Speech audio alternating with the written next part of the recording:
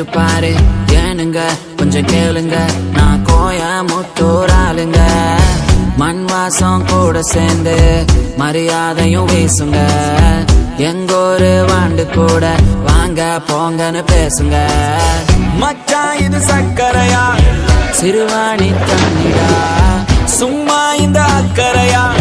எங்காலுங்க குணமே இதுதான் நதிக்கர நாகரீகம்